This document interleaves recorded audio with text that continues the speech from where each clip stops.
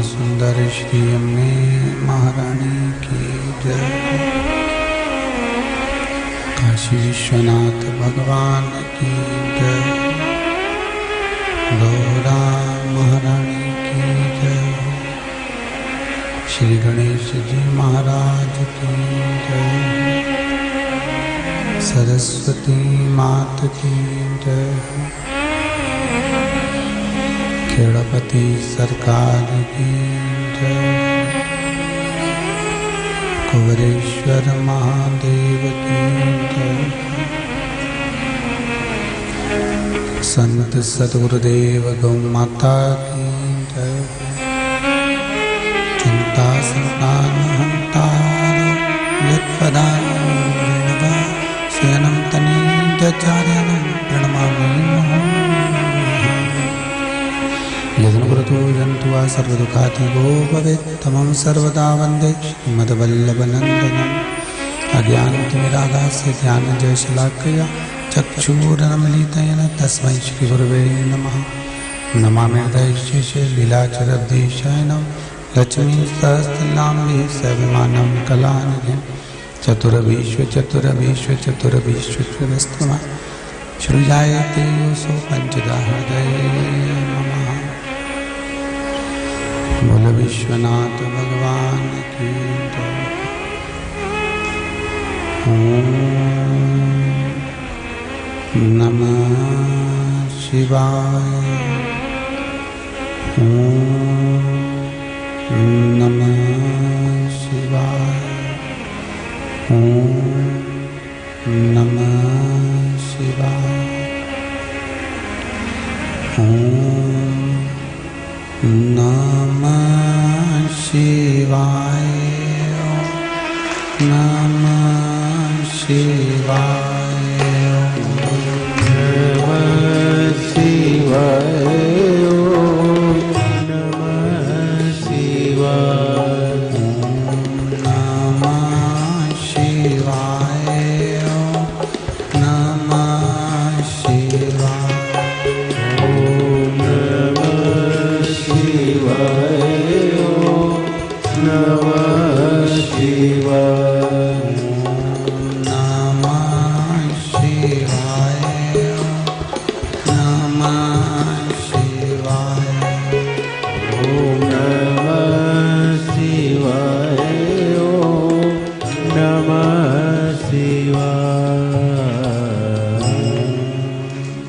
नमः शिवाय। नमः शिवाय। नमः शिवाय। नमः अविनाशी भगवान शिव, जिनकी पुनीत पावन शिव महापुराण की कथा बाबा देवाधिदेव महादेव की कृपा से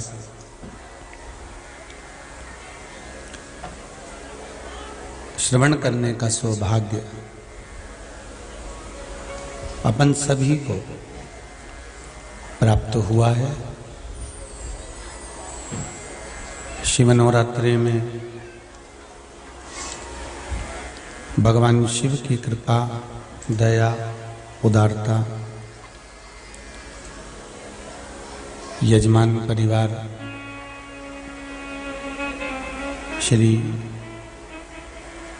राजेंद्र प्रसाद जी,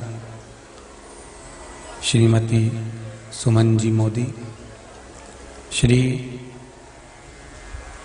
महेश जी, श्रीमती राखी जी मोदी, श्री किशन जी, श्रीमती पायल जी मोदी, मुरैना वाले जो वर्तमान निवास भोपाल है, मोदी परिवार,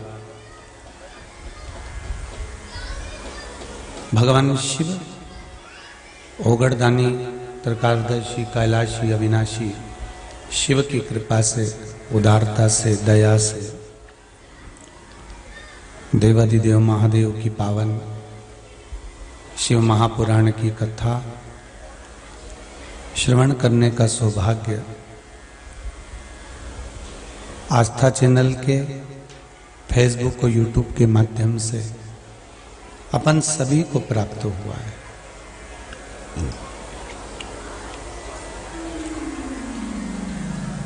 टीवी के माध्यम से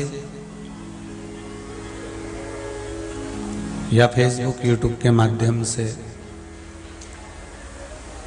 जितने भी श्रोता भाई बहन इस पावन पंडाल में श्रवण कर रहे हैं, बाबा देव अधिदेव महादेव की ये पावन कथा शिव नवरात्रि में आप सुन रहे हैं। बाबा से निवेदन करना, हे बाबा औगड़दानी त्रिकालदर्शी कैलाशी अविनाशी है शिव, जिस मन की कामना के लिए हम ये पावन कथा सुन रहे हैं, हमारी वो मन की कामना आप पूर्ण करना। पहले भी कथा में कहा है, आज फिर वही बात कहते हैं कि शरीर कितना भी साफ कर लो, भगवान इस शरीर को देखकर कभी नहीं रीझेगा।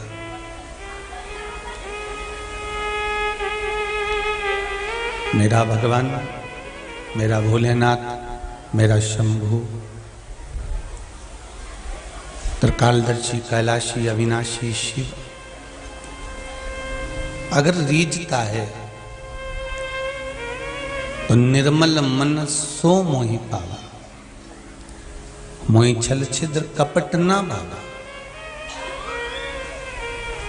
आपका मन जितना सुंदर होगा, आपका हृदय जितना साफ होगा, भगवान को पाने में देरी नहीं होगी।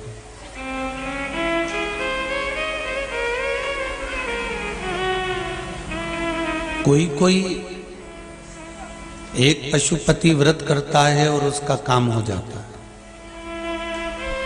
कोई एक उपाय करता है और उसका कार्य हो जाता है, और कोई ऐसा भी होगा कि 2-4 बार पशुपति व्रत कर लिए होंगे, उपाय भी बहुत कर लिए होंगे, फिर भी कार्य नहीं हुआ।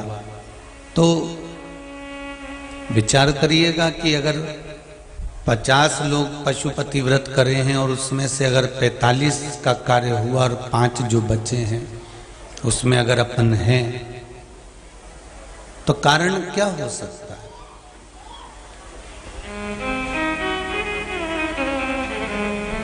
आप आए नहीं और सुबह हो गई, मेरी पूजा की थाली धरी की धरी रही। क्यों नहीं आए? क्या कारण था? क्या अपराध हो गया था जो आप पधारे नहीं, आप आए नहीं?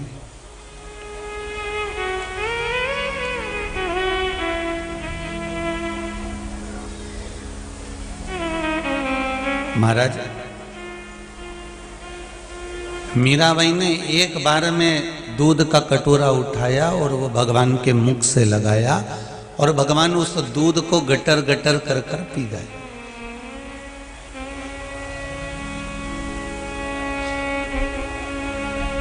और एक दूध का कटोरा हम भी रोज भगवान के सामने रखते हैं,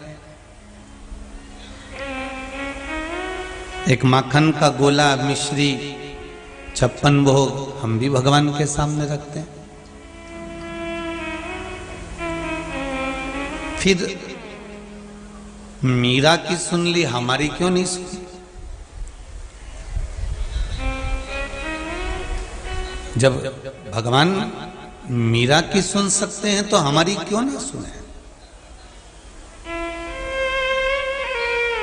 ये उसी में कहा है कि दुनिया के लोग कहते हैं क्या स्वामी विवेकानंद, रामकृष्ण परमहंस जी, चैतन्य महाप्रभु जी, श्रीमद वल्लभाचार्य जी, श्रीमद रामानुजाचार्य जी, बड़े बड़े संत, साधु, सन्यासी, तपस्वी, साधक, उपासक, क्या कई माताएं कहती हैं कि क्या आज भी इनका जन्म हो सकता है? क्यों नहीं होगा? राम को जन्म देने के लिए पहले आपको कौशल्या बनना पड़ेगा। भगवान कृष्ण को जन्म देने के लिए आपको देवकी बनना पड़ेगा।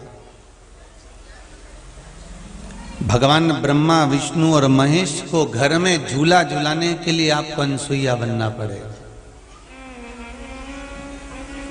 आपका यदि सतित्व, आपका यदि चित्त, आपका मन, आपकी बुद्धि, आपका विवेक, आपकी दृढ़ता यदि परमात्मा में है तो परमात्मा भी प्रकट होने के लिए तैयार बैठा है।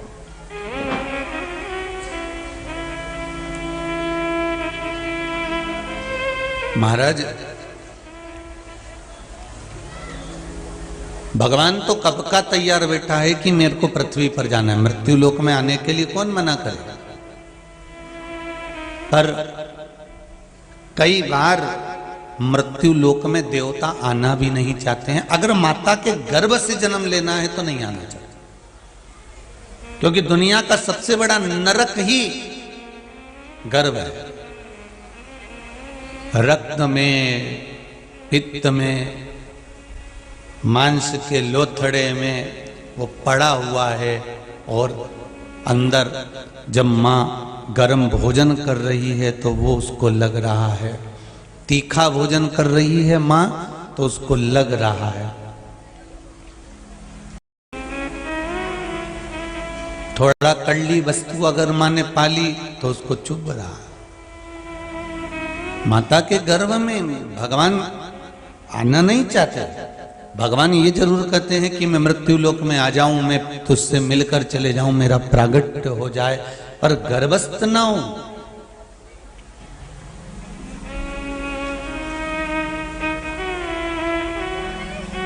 कितनी कितनी योनियां हमने ले ली पूर्व में। पहले कथा में कहा था 20 लाख 84 लाख योनियों में 20 लाख तो ये पेड़ पौधे की है। ये दूबा, घास, पत्ता, पत्ती, पेड़, ये 20 लाख योनि, ये जितने वृक्ष नजर आ रहे हैं अपन भी कभी थे। जैसे वो बोलते ना, सास भी कभी बहू थी, तो अपन भी कह सकते हम भी कभी पेड़ थे। ठीक है, हम भी कभी पौधे थे, हम भी कभी वृक्ष थे।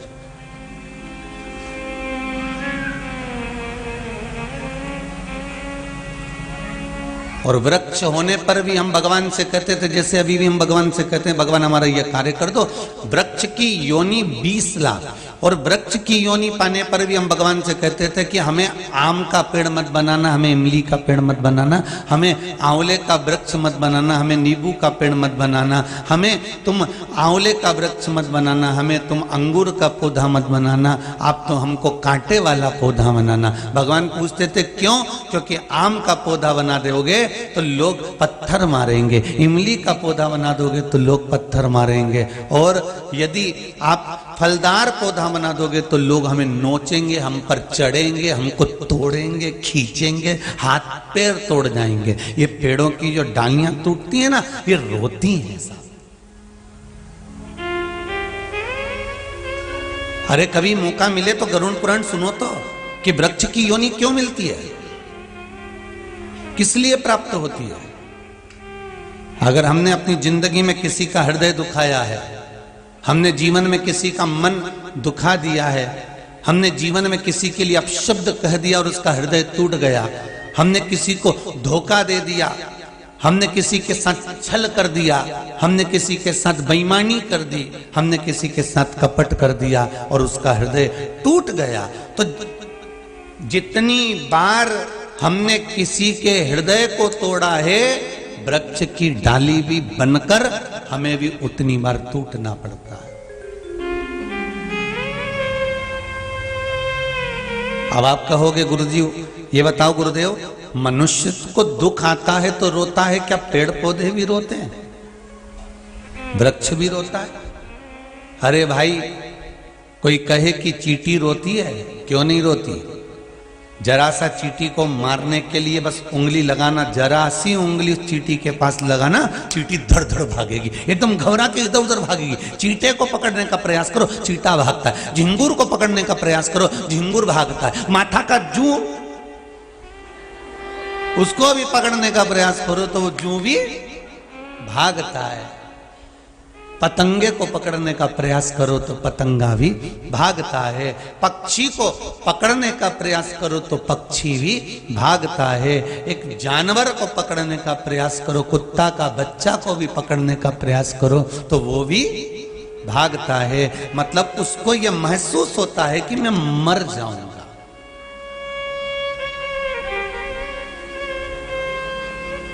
तो क्या ये जड़, क्या ये वृक्ष, क्या ये दुर्वा, ये पुष्प, ये भी रोते हैं? हाँ, जब हम छोटे थे तो हमारी पाठ्य पुस्तक में पुष्प की अभिलाषा एक कविता पढ़ने को मिली थी। आप लोगों को मिली थी क्या? पुष्प की अभिलाषा।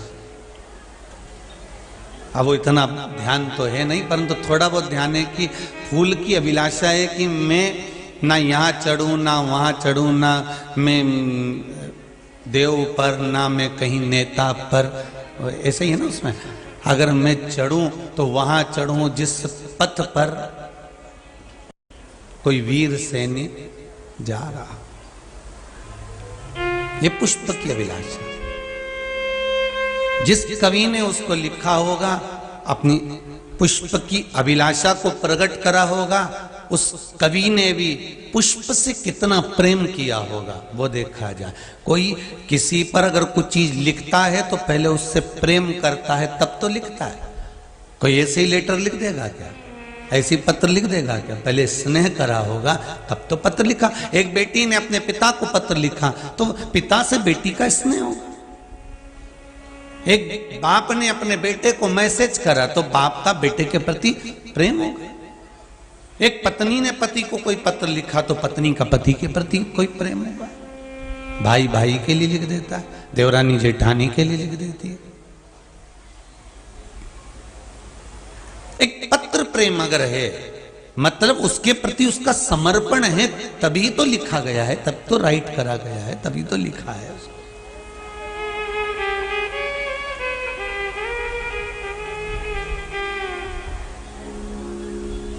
महाराज, उस कवि ने पुष्प से कितना प्रेम करा होगा कि उसने पुष्प की अभिलाषा लिख दी। मेरे तुलसी बाबा ने राम जी महाराज से कितना प्रेम करा होगा कि रामचरित मानस लिख दी। श्री वेद व्यास जी ने मेरे भगवान कृष्ण से, शिव से, भगवान नारायण से कितना प्रेम करा होगा कि शिव महापुराण, श्रीमद् भागवत पुराण, ये सारी पुराणों की रचना कर दी। विचार करिएगा जरा, जिसका प्रेम होता है जिसके प्रति, तभी वो लिख पाता है। मेरे वेद व्यास जी का प्रेम मेरे कृष्ण के प्रति होगा, शिव के प्रति होगा, भगवान विष्णु के प्रति, ब्रह्मा के प्रति, शंकर के प्रति जब होगा तभी जाकर तो कोई ग्रंथ की रचना हो पाती होगी। प्रेम प्रकट होता है तब कुछ प्राप्त होता है।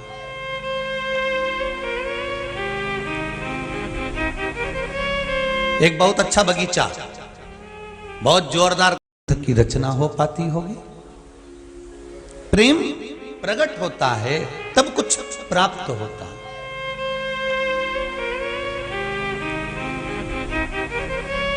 एक बहुत अच्छा बगीचा, बहुत जोरदार गार्डन, और तुमने रोटी का टिफिन पिकनिक बनाने के लिए तुम 5-6 माताएं, 8-10 माताएं, जैसे कई लोग यहाँ पर आते हैं तो जब तक दोपहर 1 बजे तक भोजन चलता है तब तक तो भोजन मिल जावे आश्रम में, यहाँ कुबेरेश्वर धाम में, फिर भोजन शाम को 7 बजे मिले। और कोई ने विचार करा कि अपन तो 2 बजे पहुँचेंगे और सीहोर जाएंगे, कुबेरेश्वर धाम जाएंगे, और भोजन वहाँ पर सुबह 10-11 बजे चालू हो जाता है, 1 बजे विराम हो जाता है। तो अपन एक काम करते हैं, अपने साथ में टिफिन मिफिन लेके चलते हैं। तो कई माताएं जब कहीं जाती हैं तो भोजन का टिफिन लेकर जाते हैं, कई भाई बंधु अपने साथ में पिकनिक का सामान लेकर जाते हैं, और बहुत सुंदर गार्डन दिखा, पेड़ बगीचे सब कुछ अच्छे दिखे, तुम्हें सब कुछ अच्छा नजर आया, और तुम जैसे ही रोटी जीमने के लिए बैठने का तुमने विचार करा और मालूम पड़े नीचे कहीं किसी ने गंदगी कर दी, किसी ने थूक दिया, किसी ने कुछ कर दिया, तो तुम वहां बैठ के रोटी खाओगा? अरे बोलो तो जम के नहीं। तुम में कहीं का ऐसा हो कि पेड़ पौधे तो अच्छे नजर आ रहे हैं, पुष्प भी अच्छे नजर आ रहे हैं, पर कोई कहे कि यहाँ नीचे गंदगी गंदगी पड़ी हुई है और सारी गंदगी पड़ी, और वहां बैठकर कौन रोटी खाएगा, कौन भोजन करेगा, कौन पिकनिक मनाएगा, कौन पार्टी करेगा? अब क्या कहोगे? नहीं नहीं नहीं, यहाँ हम भोजन नहीं करने वाले, यहाँ पर हम रोटी नहीं खाएंगे, यहाँ गंदगी पड़ी हुई है, यहाँ अच्छा नहीं है। तो फिर क्या करोगे? तो कहा अच्छी जगह देखो। तो क्या अच्छी जगह तो दिख रही, पर आगे अगर हम गाड़ी ले जाते हैं, पर माँ अच्छी जगह तो है, पर माँ व्यवस्था कुछ नहीं दिख रही, कि भले व्यवस्था नहीं हो पर रोटी अच्छी जगह पर खाएंगे, अच्छी जगह पर हम भोजन करेंगे। उसी तरह मन अगर और शरीर, ये दोनों गार्डन की तरह है। ध्यान देना जरा, शरीर बहुत अच्छा है तुम्हारा, बहुत जोरदार, एकदम बड़े बड़े नयन ने, सुरमा ने, लाली ने, बाल ने, बक्कल सब जोरदार है, एक से बढ़कर एक कपड़े भी पहने हैं, गार्डन तो अच्छा है। अब बोलो तुम,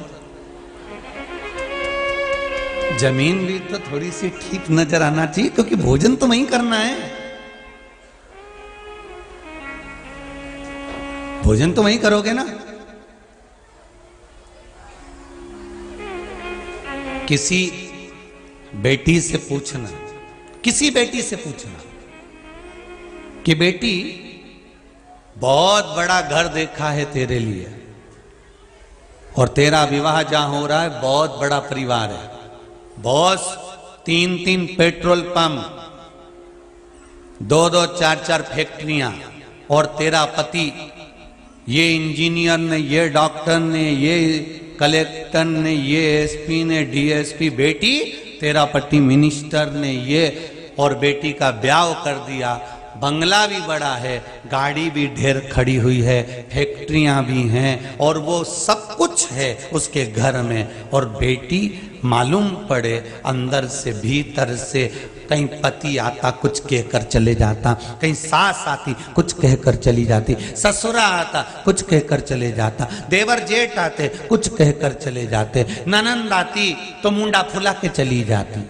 अब बेटी को रोज रोज ताने मिल रहे हैं, अपशब्द किए जा रहे हैं, तानों पर ताने दिए जा रहे हैं, ताने पर ताने कहे जा रहे हो, तो जरा विचार करना, बेटी को वो राजमहल अच्छा लगेगा? जम के बोलो रे जरा, बेटी को वो गाड़ी बंगला अच्छा लगेगा? बेटी को वो फैक्ट्री और जमीन, भले उसका पति हो इंजीनियर हो ने, ये डॉक्टर हो ना, कलेक्टर हो ने, नेता ने, अभिनेता, बेटी को अच्छा लगेगा? नहीं। उसको क्या चाहिए कि जब तुम घर में रहो तो प्रेम से मुझसे 2 बात तो करो, बस इतना चाहिए। रोटी खाती हूँ, कमरे चली जाती हूँ, प्रेम से बात तो करो जी, बस इतना बहुत।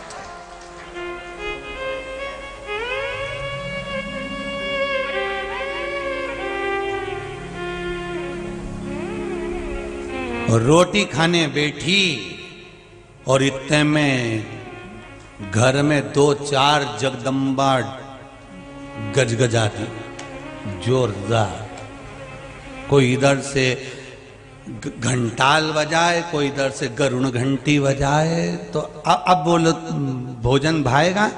फिर तो बेटी को कहाँ की याद आती है, तो कि मेरे मायके में मेरे पापा जब भोजन करने बैठते थे ना, मैं आती थी पढ़कर कॉलेज से, स्कूल से, ट्यूशन से, और पापा कह देते थे चल तेरी मम्मी ने आज डोसा बनाया है, तेरी मम्मी ने आज इडली बनाई है, चला दोनों खाते हैं। बेटी को तब मायके की याद आती है।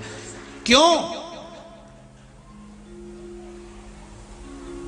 जितना बड़ा तुम्हारा ससुराल है, मायका उतना बड़ा नहीं था।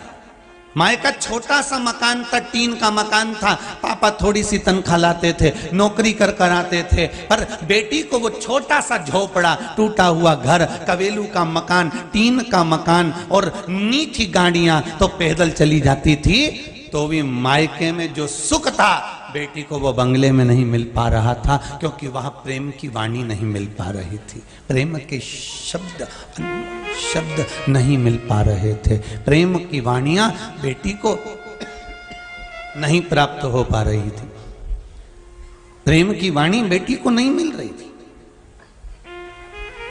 उसको नहीं चाहिए धन दौलत संपदा, नहीं चाहिए गाड़ी बंगला, उसको तो क्या चाहिए? प्रेम के शब्द चाहिए। भगवान भी कहता है कि तुम कितना भी क्रीम लगा लो, चाहे कितना भी तुम नैनों में सुरमा लगा लो, चाहे 1 घंटे तक पेंसिल से लाइन खींच के डब्बा भर लो, भगवान के नहीं चाहिए ये सब। भगवान तो कहे कि तू हृदय से एक बार मेरा नाम ले ले, बस गार्डन अच्छा बना लिया है पर जमीन भी अच्छी होना चाहिए, स्वरूप अच्छा बना लिया, मन भी अच्छा होना चाहिए, क्योंकि परमात्मा स्वरूप में नहीं, परमात्मा दिल में बसता है। निर्मल मन सो मोहि पावा, मोहि छल छिद्र कपट ना भावा, मुझे निर्मल मन चाहिए। बेटी को केवल अगर कुछ चाहिए, आते जाते प्रेम से कोई बोल लेना, बेटी उतने में तो ससुराल में रहने को तैयार हो जाती है। पति दिन भर ऑफिस जाता है, शाम को जब आए ना तो भेरू जैसा नहीं आया।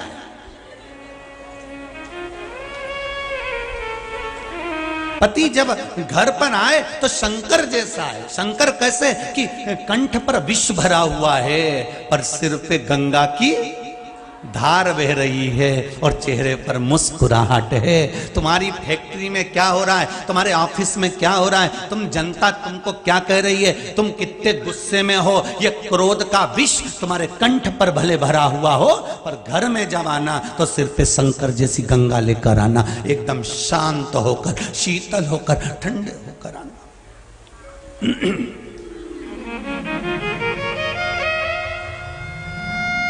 पर लोग उल्टे हैं, घर में तो विष उगले और जैसे बाहर निकले नहीं तो मोहल्ले के लोग भी कहते हैं क्या जोरदार पति मिला, एकदम बेचारा सीधा साधा। अब वो जगदम्बा से पूछो ये भेरू है कैसा, तो बता दो। अब क्या जोरदार दामाद मिला है साहब, इतना देखो। अभी जन्मदिन की पार्टी में आया ना, 25वीं शादी की सालगिरह में आया ना, हमारे यहाँ देवर के लड़के की शादी में आया, ऐसा जमात उनका, इतना बढ़िया दामाद, क्या काम करे, क्या अच्छे से व्यवहार करे, क्या व्यवहार करे। पर उससे तो पूछो जो बाजू में खड़ी है, एक बार बेटी से तो पूछो, बेटी बता दे, फिर से बोलना जरा, फिर अच्छे से बोलना जरा, फिर बेटी बताए कि हाँ क्या बोल रहे हो, कितना जोरदार है, कितनी शांति उनके भीतर। बेटी के एक बार चुपचाप से पापा मेरे कमरे में आके छुप के बैठ जाओ। जब ये ऑफिस से आता है ना और बेल बजाए उतनी देर में समझ में आ जाए, एक बार बेल बजाए तो समझ लो शांत है, और बेल 2-3 बार बज जाए और अपन को दरवाजा, अब बच्चों को छोड़ूं आऊं दरवाजा खोलूं, फिर जो गज कर रहा है, फिर जो बोलना चालू करे, तब नजर आता है। महाराज शिव पुराण बड़ी बड़ी विचित्र पुराण है, आपको जीने का तरीका सिखा देती है। 33 कोटि देवताओं में कोई ऐसा देवता बता दो जो अपने पूरे परिवार के साथ रह रहा। अरे बताओ कोई सा देवता हो जो पूरे परिवार के साथ रहता हो। केवल एक देव अधिदेव महादेव 33 कोटि देवता में अकेले मेरे शंकर भगवान है, विथ फैमिली पूरा चित्र मिलेगा। शंकर है, पार्वती जी है, गणेश जी हैं, कार्तिकेय जी हैं, अशोक सुंदरी है, 5-5 बेटियां सिर पे जल की धार कर रही हैं, जया अभिशहरा शामलीवारी 2 तली देव, अशोक सुंदरी बाजू में बैठी हुई है, सामने नंदी बैठा हुआ है। विथ फैमिली शंकर पूरे परिवार के साथ रहते हैं। क्यों? क्योंकि उनको परिवार के साथ सीख देने का मौका मिलता है। 33 कोटि देवता में कोई देवता ऐसा नहीं जो अपने परिवार के साथ मिलेगा। हाँ, अपनी धर्मपत्नी के साथ जरूर मिल जाएंगे पर परिवार के साथ नहीं मिलेंगे, और धर्मपत्नी के साथ तो मिलना पड़ेगा, रहना पड़ेगा। धर्मपत्नी, पत्नी और पति में अंतर भी तो होता है। पति और पत्नी में अंतर क्या है? केवल एक अंतर है, पति इधर से सुनता है, इधर से निकाल देता है, और पत्नी दोनों कानों से सुनती और मुंडा से निकाल देती है। बस अंतर है, दोनों में है। वो सुनता है और निकाल देता है, ये दोनों कानों से सूर्य ने मुंडा से निकाल दे, बस यही तो बात अड़ी पड़ी। सुख शंभो शरणे मांगू घड़ी रे घड़ी, दुख काटो दया करी ने दर्शन आपो। अब दिल से गार्डन अच्छा बना लिया पर जमीन ठीक नहीं है तो कोई भोजन नहीं करेगा। उसी तरह स्वरूप सुंदर बना लिया, मन में भजन नहीं है तो भगवान प्रवेश नहीं करेगा। अच्छे से समझ लेना, मैंने 5 पशुपति व्रत करे, मैंने 2 पशुपति व्रत करे, मैंने ये उपाय करा था और मान लो मेरा काम नहीं हुआ, तो वो अच्छे से समझ लेना कि गार्डन तो अच्छा बनाया है पर जमीन ठीक नहीं है। थाली भी जोरदार जमाई, 6 दिए भी रखे, मीठा प्रसाद भी धरा, सुबेरे भगवान के नहा के भी यही अच्छी जोरदार सब काम करा, शाम के थाली लेके भी गई, पर इसके बाद भी अगर कहीं तो का गार्डन तो अच्छा बनाया है, साज भी अच्छा सजाया, सब सामान भी रखा, पर कहीं आ पाए नहीं। और सुबह हो गई, मेरी पूजा की थाली धरी रह गई।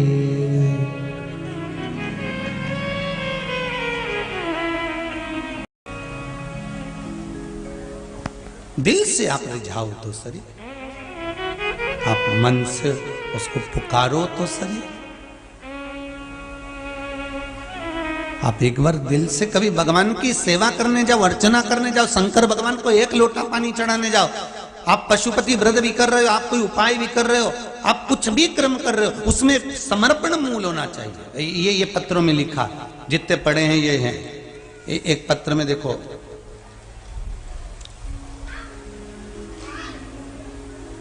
गोपालपुर गांवों से आए हैं। कहाँ है? तहसील नरसुल्लागंज, जिला सीहोर। कहाँ बैठी है? जरा देना माइक, जरा दीजिए। अरे तुम तो नरसुल्लागंज के ही हो रहे, हमारे बाजू के ही हो। बहुत बढ़िया। मेरा नाम चंद्रकांता विश्वकर्मा है। चालू करिए बाबू उसका। श्री शिवाय नमस्तुभ्यम।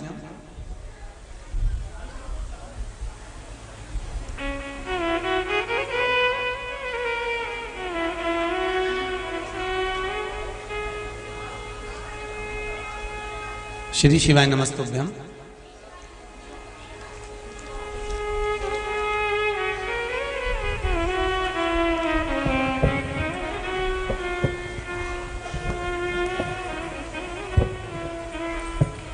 श्री शिवाय नमस्तुभ्यम गुरुजी। श्री शिवाय नमस्तुभ्यम।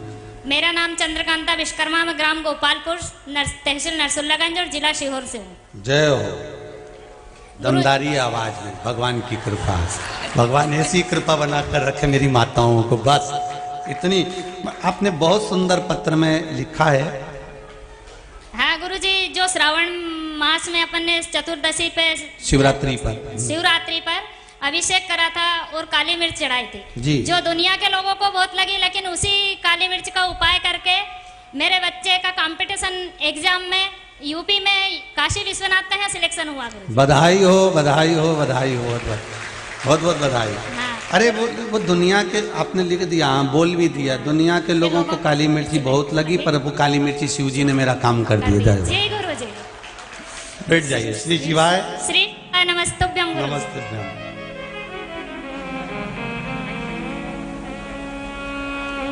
चंद्रकांता जी एक बात तो है, वाणी में तो दम है, कुछ भी हो है?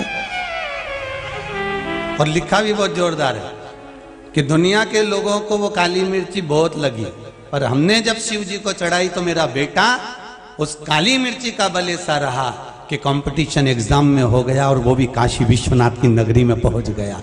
ये फल है, ये शिव की कृपा। दिल से करा गया कर्म दिल से अगर आपने भगवान शिव का भजन। अच्छा बेटा बहू भी आए हुए हैं, बहुत बहुत बधाई हो बेटा, बैठिए बैठिए बैठिए, बहुत बहुत बधाई, बाबा की कृपा। दिल से करा, फिर वही बात आ गई कि गार्डन बड़ा सुंदर बना लो और मालूम पड़े भूमि में कहीं आपने, कोई ने थूक दिया है, कोई ने गंदगी कर दी है, और वहां कैसे खाओगे? भगवान कहता है मन साफ रखना, मन क्लीन रखना, मन साफ।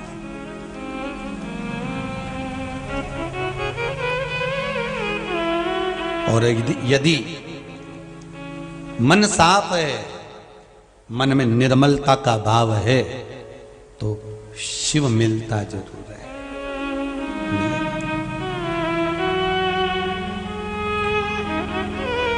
वो मिलेगा जरूर।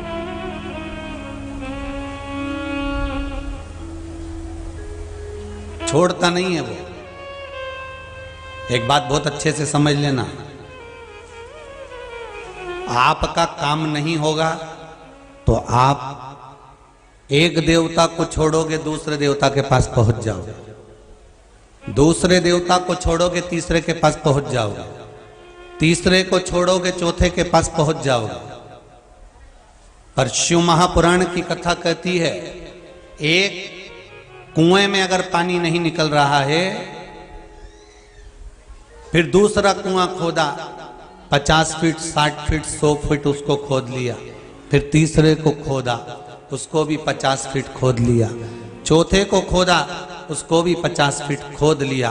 शिव महापुराण की कथा कहती है 50-50 फीट एक एक गड्ढे को खोदने से अच्छा है, एक एक कुएं को खोदने से अच्छा है कि 200-300 फीट एक ही कुआं खोद दो, उसमें थोड़ा बहुत तो पानी निकल ही जाएगा, थोड़ा बहुत तो निकलेगा ही। 10 जगह भटकने से अच्छा है, 10 जगह जाने से अच्छा है, एक मेरे देव अधिदेव महादेव को पकड़ लो। आज नहीं सुनेगा, कल सुनेगा, कल नहीं सुनेगा, परसों सुनेगा, पर सुनेगा जरूर, वो सुनेगा। उससे निवेदन तो करो।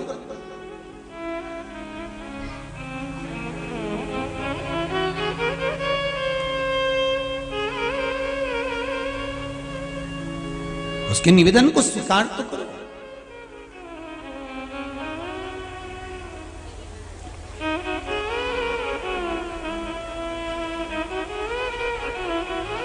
महाराज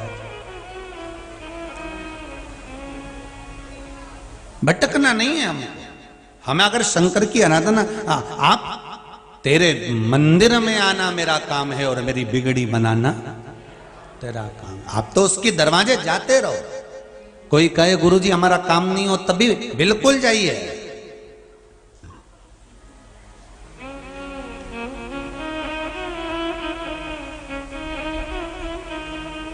आप तो उसके द्वार जाकर बस विनती करते रहो, निवेदन करते रहो और उससे कहते रहो, बस बाबा सब दुख काटो ओ भोले, सब दुख काटो हमारे। शिव शंकर जपो तेरी माला, भोले बाबा जपो तेरी माला। भोला सब दुख काटो मारा, ओ भोला सब दुख काटो मारा। ओ भोला सब दुख काटो मारा, ओ भोला सब दुख काटो मारा।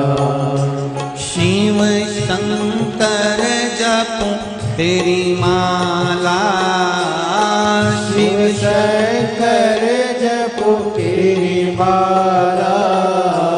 भोले बाबा जपो तेरी माला, भोले बाबा जपो तेरी माला। भोला सब दुख काटो मारा, काटो मारा। जितने आस्था पर सुन रहे हैं, जितने फेसबुक यूट्यूब पर सुन रहे हैं, मंत्र माला शिव महापुराण प्रेम से बोलिए। ओ बाबा सब दुख काटो मारा, ओ बाबा सब दुख काटो मारा। शिव शंकर जपो तेरी माला, शिव शंकर जपो तेरी माला। ओ भोले बाबा जपो तेरी माला, भोले बाबा जपो तेरी माला। ओ भोला सब दुख काटो मारा, ओ भोला सब दुख काटो मारा।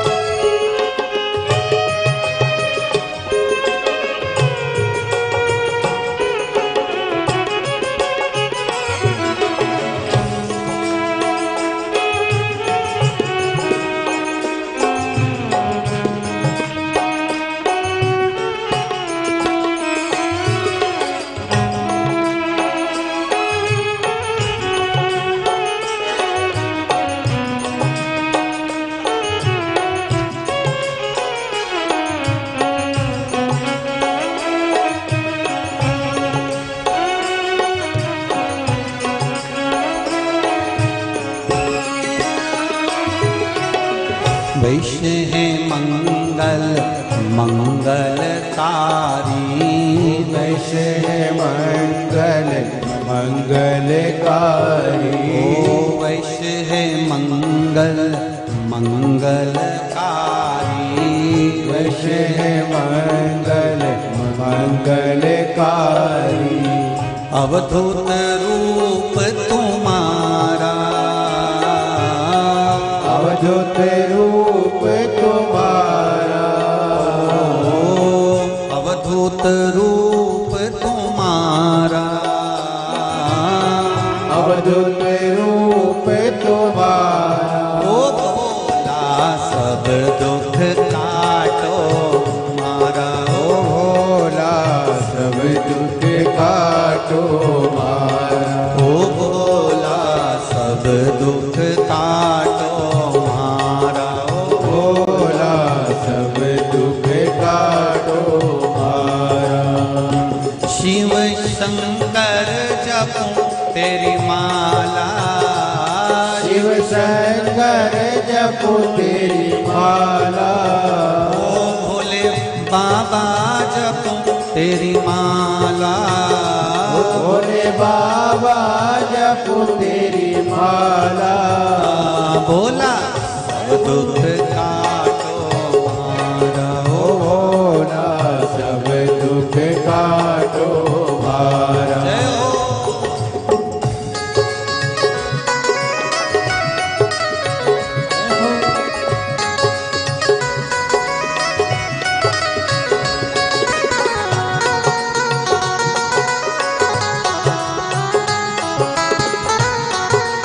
हरि बोल।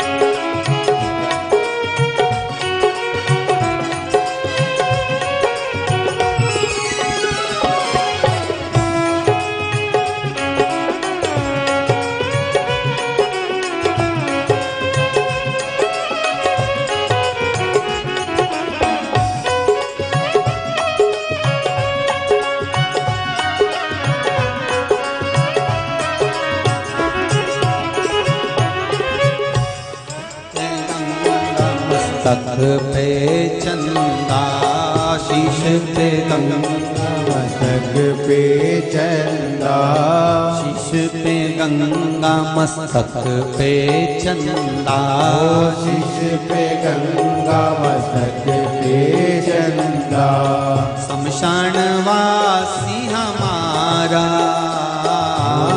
शमशान वासी हमारा, शमशान वासी हमारा,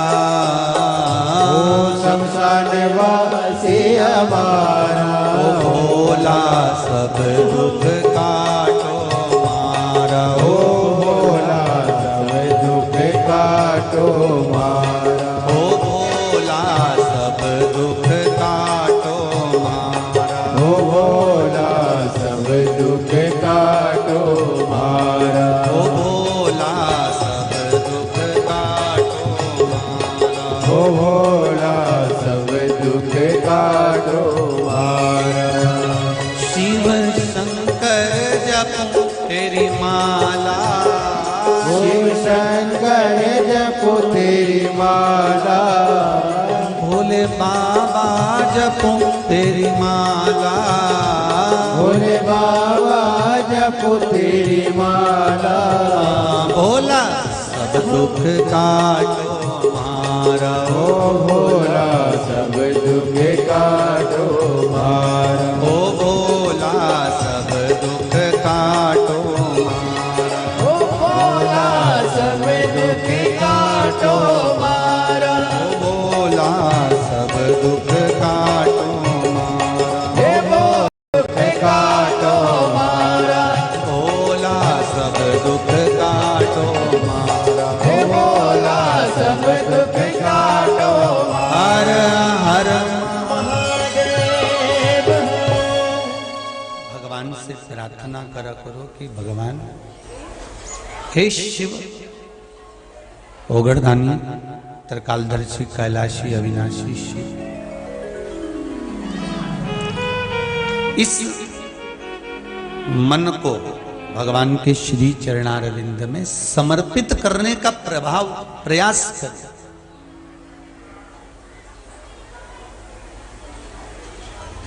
अरे गड़बड़ी इंजन में है और रेलवे वाले डिब्बे बदलेंगे तो काम कहां से चलेगा?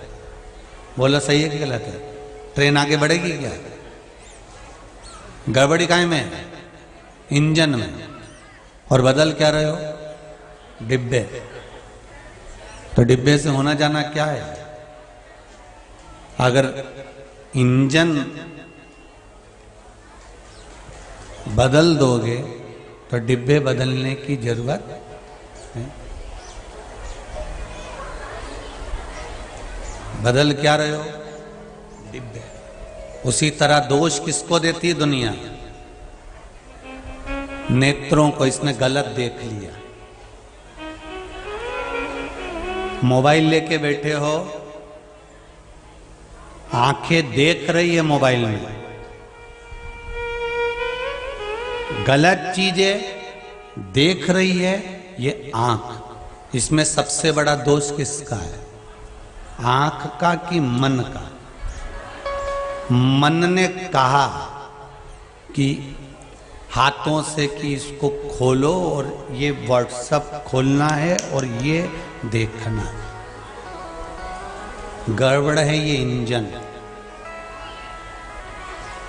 गड़बड़ी काहे में है? इंजन में। और बदल क्या रहे हो? डिब्बे। आंखों का दोष कम है, हाथों का दोष कम है,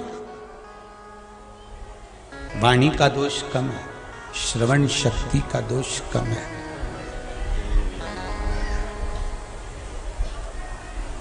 बदल रहे हो आप, और बदल भी रहे हो तो केवल डिब्बे।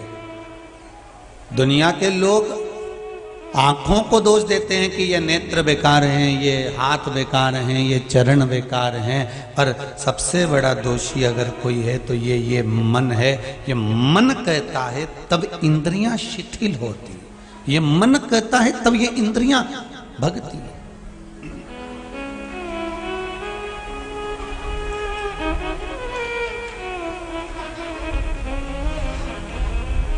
इस मन को साधना है हमको, और मन जब सधेगा तब जीवन का सुख।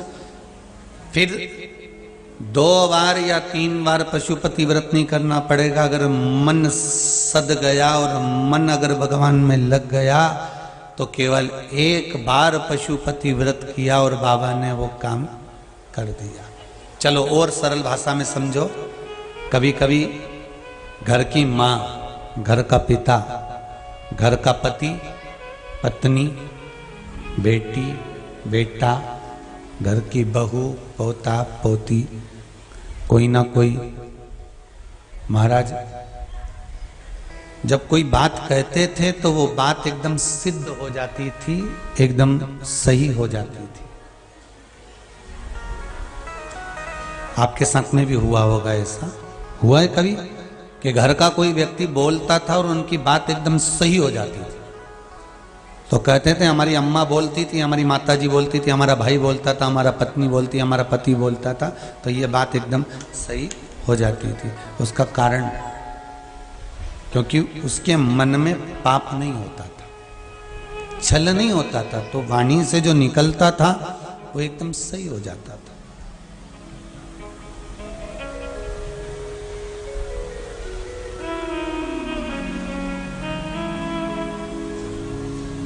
हमारे यहाँ कहते हैं बच्चों को भगवान मानते हैं। क्या मानते हैं? भगवान। छोटे छोटे बच्चों को हमारे यहाँ भगवान की संज्ञा दी गई। आज भी छोटी छोटी जो कन्या, साउंड सेट करिए, कन्या जो आज भी छोटी छोटी होती हैं उसको नवरात्रि में भोजन कराते हैं, चरण धुलाते हैं, उसको नमन करते हैं, उससे विनती करते हैं, कन्याओं को घर में बुलाकर भोजन आदि कराते हैं। क्यों? क्योंकि कन्या में हम देवी का स्वरूप देख रहे होते हैं।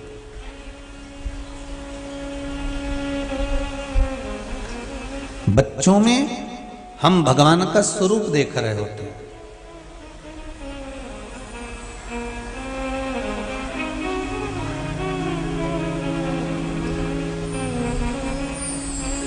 अब बच्चों को भगवान का स्वरूप क्यों कहा गया? क्योंकि उनके भीतर कपट नहीं होता था, उनके भीतर छल नहीं होता था।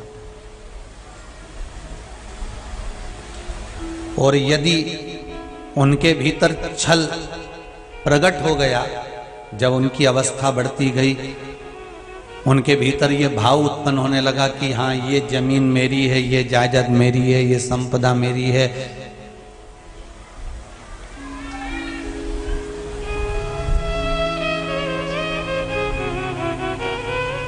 एक भक्त ने एक प्रश्न किया, गुरुजी भगवान भाई क्यों पैदा करता है? भगवान माता के गर्भ से जब भगवान ने मुझे जन्म दे दिया था तो मुझे मेरे भाई को फिर क्यों पैदा किया? प्रश्न करने वाले प्रश्न करते हैं कि एक माता के गर्भ से 2 बेटे, 3 बेटे, 4 बेटे, बेटियां जन्म क्यों लेते हैं? जब एक माता के गर्भ से जन्म हो गया था तो ये 3-4 की जरूरत क्या थी?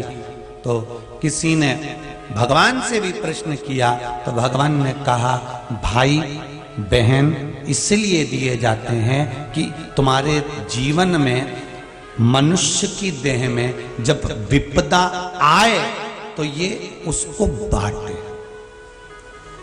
किस चीज को बांटे? विपदा को, दुख को बांटने के लिए परमात्मा ने भाई और बहन बनाए। संपत्ति बांटने के लिए नहीं, विपत्ति को बांटने के लिए। और आज का समय बड़ा विचित्र है, विपत्ति कोई नहीं बांटता, सब क्या बांटते हैं? संपत्ति बांटते हैं।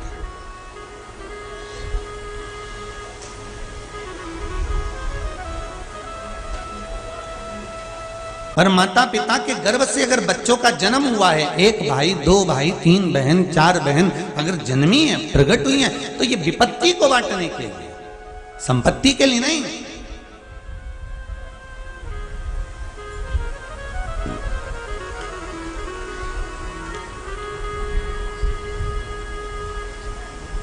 हमारी विपदा को बांटे, दुख को जो बांट रहा हो वो भाई, वो बहन, वो परिवार होना चाहिए।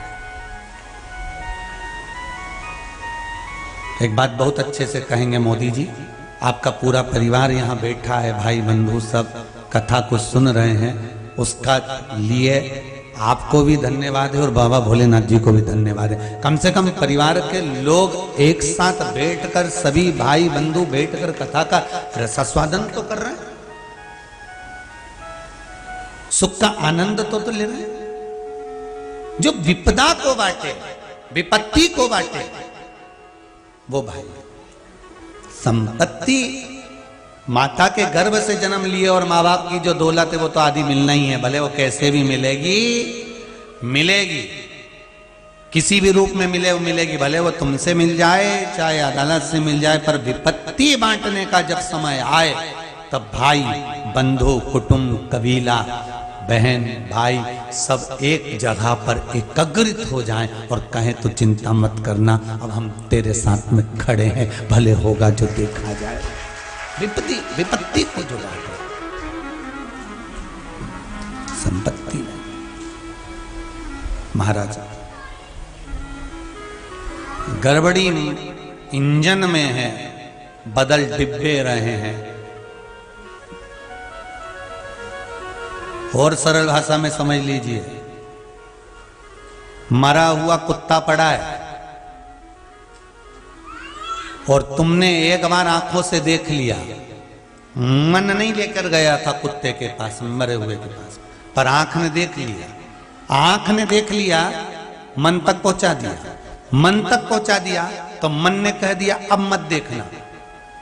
आंख ने देखना बंद कर दिया, तुमने तुरंत आंख बंद कर ली और आंख बंद करते से ही थोड़ी दूर चली, इतने में मन ने वापिस पलट कर आ रही थी, मन ने फिर कह दिया कि मैं कल यहां से निकल कर गई थी, गाड़ी ड्राइव कर रही थी, एक मरा हुआ कुत्ता पड़ा था, तुम्हारी आंखें में नहीं जाना चाहती, पर मन उन आंखों को ड्राइव करते करते भी कुत्ते पर ले जाए।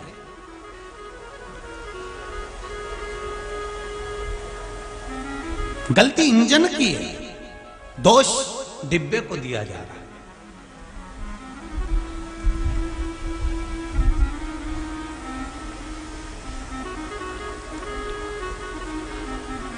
गलती इंजन की है, दोष डिब्बे को दिया जा रहा है। मन को अच्छा लगता है इसलिए चुगली सुनने में बड़ा आनंद आता है। किसको अच्छा लग रहा है? मन को। कानों को अच्छा नहीं लग रहा है, मन को अच्छा लगता है इसलिए चुगली सुनने में आनंद आता है। मन को अच्छा लगता है इसलिए क्रोध में आकर मुख से अपशब्द कह दिए जाते हैं। मन को अच्छा लगता है इसलिए कुछ कहने का भाव उत्पन्न हो जाता है। इंजन गड़बड़ है, डिब्बे की कोई गलती नहीं। शिव महापुराण की कथा भी यही कह रही है कि ब्रह्मा और भगवान विष्णु दोनों के मन में विचार उत्पन्न हो गया, ब्रह्मदेव के मन में आ गया। ब्रह्मा जी ने भगवान विष्णु से कह दिया कि तुम्हारे पिता कौन है, और भगवान विष्णु ने कह दिया मेरे पिता देव अधिदेव महादेव हैं। तो महादेव का